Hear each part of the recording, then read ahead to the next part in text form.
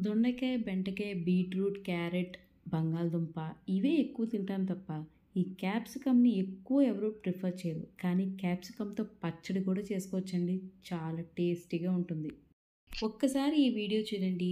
మీకు ఖచ్చితంగా ఇది చాలా బాగా నచ్చుతుంది. అలాగే ప్రతిసారి మీకు నచ్చినప్పుడల్లా ఈ క్యాప్సికమ్ కూరగాయ కొనుక్కొని మరి ఈ పచ్చడి తయారు చేస్తారు. అలాగే మీ ఫ్యామిలీ మెంబర్స్‌కి చాలా బాగా నచ్చుతుంది గూడా.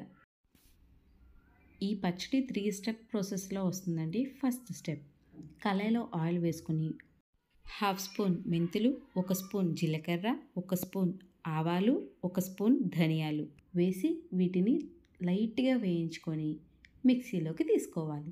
తరువాత అదే నూనెలో 5, 6 కట్ చేసుకున్న పచ్చిమిర్చి, ఒక 6, 7 వెల్లుల్లి రవ్వలు అవి కాస్త వేగిన తర్వాత ఒక చిన్న సైజ్ లెమన్ సైజ్ అంతా చింతపండు వేసి వేయించుకొని ఇది కూడా మిక్సీలోకి తీసుకోవాలి. ఇప్పుడు లాస్ట్ స్టెప్ క్యాప్సికమ్ ఒక 3 చిన్న చిన్నగా కట్ చేసి పెట్టుకొని ఇవి ఆయిల్‌లో వేసి వేయించాలి.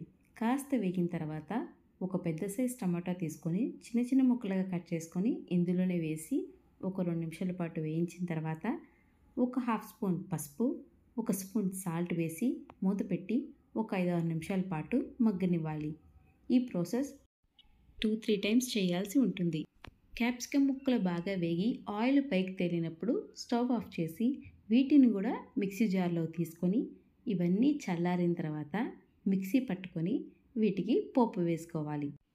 పోపు కోసం అదే కళాయిలోనే కాస్త ఆయిల్ వేసి ఆవాలు, జీలకర్ర, ఎండుమిర్చి, శనగపప్పు వేసి అలాగే కరివేపాకు కాస్త వేసి దోరగా వేయించుకోవాలి. వీటిని వేయించిన తర్వాత మనం ఆల్రెడీ రెడీ చేసి పెట్టుకున్న పచ్చడిలో కలుపుకుంటే రుచికరమైన క్యాప్సికమ్ పచ్చడి రెడీ. మీరు ఖచ్చితంగా ఇది ట్రై చేయాలండి. మీ ఫ్యామిలీ మెంబర్స్తో ఇది ట్రై చేసి ఒక్కసారి చూడండి, మళ్ళీ మళ్ళీ కావాలని అంటారు. ఇలాంటి రకరకాల రెసిపీస్ కోసం నా ఛానల్ని మీకు నచ్చితే సబ్స్క్రైబ్ చేసుకొని అలాగే లైక్ కొట్టండి. నచ్చితే షేర్ కూడా చేయండి. ఉంటాను. బాయ్ అండి.